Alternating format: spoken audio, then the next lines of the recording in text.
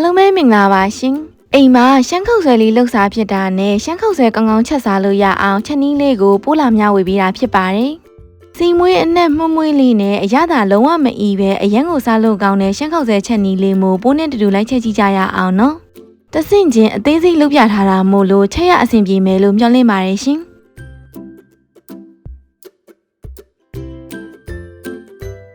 ရှမ်းခုတ်ဆွဲတဲ့ထဲဖို့အတွက်လိုအပ်တဲ့ပဲငပိလေးကိုအရင်ချက်လိုက်ပါမယ်ပဲငပိစီသက်ဖို့အတွက်အိုးရဲကိုစီးစားထည့်ပါမယ်တီးပူလာပြီဆိုရင်နုံနုံစင်ထားတဲ့ကြက်သွန်ဖြူလေးအနည်းငယ်ထည့်လိုက်ပါမယ်ရှင်ငရုတ်သီးရောင်တင်မှုအနည်းငယ်လေးထည့်လိုက်ပါမယ်ငရုတ်သီးစိမ့်နဲ့ပြောက်ပြီးဆိုတော့မှပဲငပိလေးထည့်လိုက်ပါမယ်ရှင်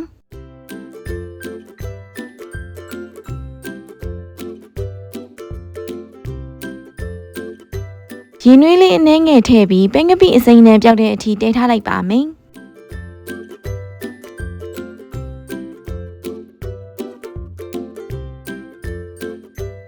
အစိမ်းနဲ့ပြောက်ပြီးစီးပြန်လာပြီဆိုရင်တော့ပဲငပိချက်ထားတာလေးရပါပြီရှင်။ပြီးရင်တော့ကြောင်ညွတ်လေးကျိုးလိုက်ပါမယ်။အိမ်မှာကြံတကာမရှိတာနဲ့ထညက်အမဲလေးပဲသုံးထားပါတယ်ရှင်။ထညက်30ဓာတ်လောက်ကိုရေအနှဲငယ်ထည့်ပြီးကျိုးထားလိုက်မယ်နော်။စားလေးနဲ့ငယ်လေးထည့်လိုက်ပါမယ်။အနက်မွေအောင်လို့ဂျင်းပြားတစ်ပြားထည့်လိုက်ပါမယ်ရှင်။ထညက်ကိုတော့နည်းနည်းလေးပြစ်လာတဲ့အထိကျိုးထားလိုက်ပါမယ်။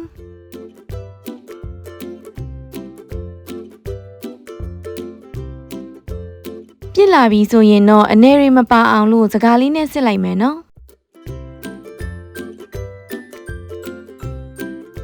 ဒါဆိုရင်တော့ရှမ်းခုတ်ဆွဲနဲ့စားဖို့အတွက်ကြောင်ညွတ်လေးရပါပြီနော်။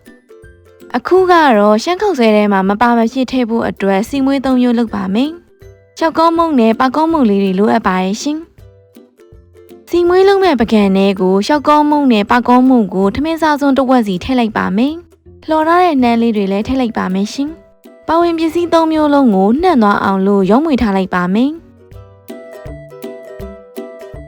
ငရုတ်သီးစီမွေးလုပ်ဖို့အတွက်ငရုတ်သီးခွဲချမ်းလေးတွေကိုပကံတစ်ခုတည်းကိုထည့်လိုက်ပါမယ်။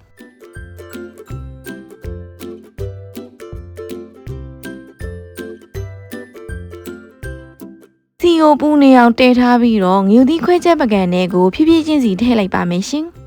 ။ငရုတ်သီးလေးတွေအကျက်ညီအောင်လို့အပေါ်အောင်မွေထားလိုက်မယ်နော်။ဒါဆိုရင်တော့ငရုတ်သီးစီမွေးလေးရပါပြီရှင်။ရှောက်ကောပါကောပကံနဲ့ကိုလည်းခုနကပူနေအောင်တဲထားတဲ့စီလေးတွေလောင်းထည့်လိုက်ပါမယ်ရှင်။ခုဆိုရင်ရှောက်ကောပါကောစီမွေးလေးလည်းရပါပြီရှင်။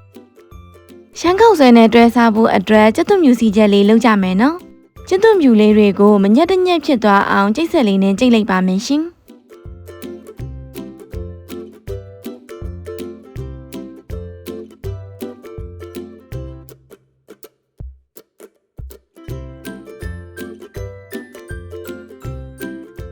စီပူလာပြီဆိုရင်ကြက်သွန်ဖြူကြိတ်ထားတာလေးတွေကိုထည့်ပါမယ်။မီးအေးလေးနဲ့ပဲကြက်သွန်ဖြူစီချက်လေးလုပ်ထားလိုက်မယ်နော်။မီးအရင်ပြင်းတဲ့အခါမကျွတ်ပဲနဲ့အပေါ်ကတူတာတတ်ပါတယ်ရှင်။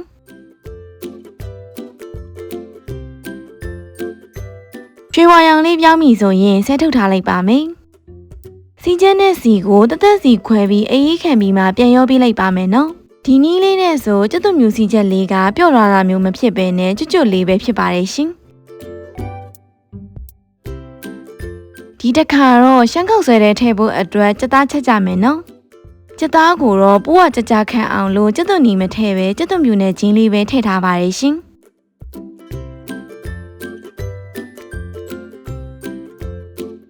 တနွေးလေးနဲ့ငယ်လေးထည့်လိုက်ပါမယ်။အယောင်လေးလောက်အောင်လို့ငရုတ်သီးအယောင်တင်မှုတ်လေးလည်းထည့်ပါမယ်။ငရုတ်သီးစိမ့်နဲ့ပြောက်ပြီးဆိုရင်ကြက်သားကြိတ်ထားတာလေးတွေထည့်လို့ရပါပြီရှင်။အရသာအတွက်စားနဲ့ဟင်းချုံမုတ်ကိုထည့်လိုက်ပါမယ်။ပြီးရင်တော့ကြက်သားကိုအသုံးခက်သေးလေးတွေဖြစ်အောင်လို့ခြိထားလိုက်ပါမယ်ရှင်။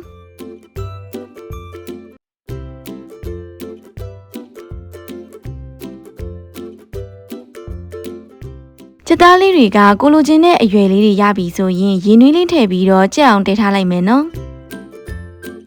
ရေခမ်းကန်နီးပြီဆိုရင်ရှောက်ကောင်းမုန့်လေးအနည်းငယ်ထည့်လိုက်ပါမယ်ရှင်။ စီပြန်ပြီးတော့ကြက်သားလေးလည်းကြက်နေပြီဆိုရင်တော့ရှမ်းခောက်ဆွဲနဲ့ထည့်စားဖို့အတွက်ကြက်သားလေးကအစင်းင်းဖြစ်ပါပြီရှင်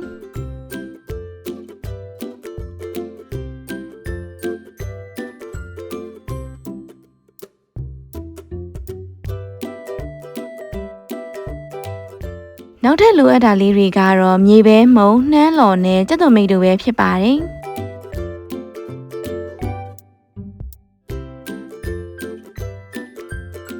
ခုဆိုရင်ရှမ်းခောက်ဆွဲတဲ့ထည့်စားဖို့အတွက်ရှောက်ကောပါကောစီမွေငရုတ်သီးစီမွေကြက်သွန်ဖြူစီချက်ကြက်သားကြာညို့နဲ့ပဲငပိတို့အားလုံးအစင်းနှင်းဖြစ်နေပါပြီနော်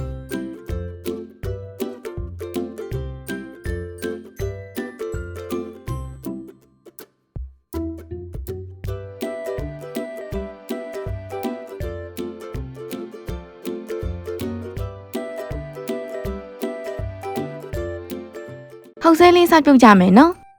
ရေဆူလာပြီဆိုရင်စံစည်းအစိုလေးကို10မိနစ်လောက်ထည့်ပြုတ်လိုက်ပါမယ်ရှင်ကြက်ရိုးပြုတ်ရည်လေးကိုလည်းကြက်သွန်ဖြူဂျင်းနဲ့စားလေးနဲ့ငယ်ထည့်ပြီးကျူးပြုတ်ထားလိုက်ပါရရှင်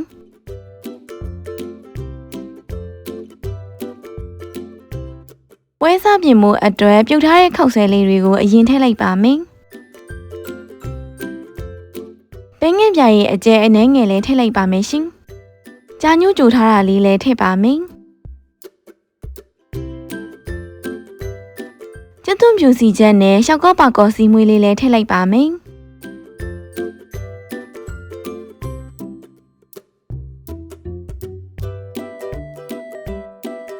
သားနဲ့ဟင်းချုံမို့အနှဲငယ်ထည့်ပါမယ်ပဲငပိလေးလည်းအနှဲငယ်ထည့်ပါမယ်ရှင်ပြီးရင်တော့ကြက်သားချက်ထားတာလေးထည့်လိုက်ပါမယ်အိမ်မှာလှုပ်စားတာဆိုတော့ပိုးကကြက်သားကိုမြများလေးခက်ထည့်လိုက်ပါရရှင်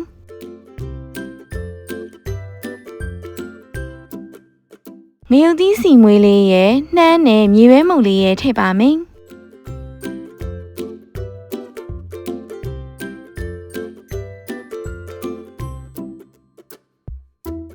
ငရုတ်ကောင်းလေးအနှဲငယ်လည်းဖြူထည့်လိုက်ပါမယ်ရှင်နောက်ဆုံးကြက်သွန်မိတ်လေးပါဖြူပြီးပြီဆိုရင်တော့အပေါ်ကနေကြက်ရိုးပြုတ်ရည်လေးပါလောင်းထည့်လိုက်ပါမယ်ရှင်ဒီရှမ်းခောက်ဆွဲလေးကလုံးဝမအီပဲထက်ကစားချင်လာမှသိကြပါရဲ့ရှင်